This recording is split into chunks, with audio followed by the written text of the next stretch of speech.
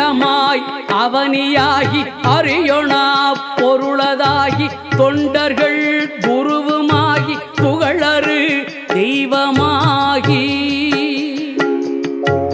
எண் திசை போற்ற நின்ற என்னருள்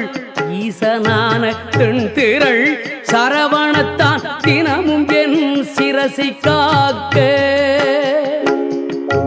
அண்டமாய் அவனியாகி அறியொணா பொருளதாகி தொண்டர்கள் குருவுமாகி புகழறு தெய்வமாகி எண் திசை போற்ற நின்ற என்னருள்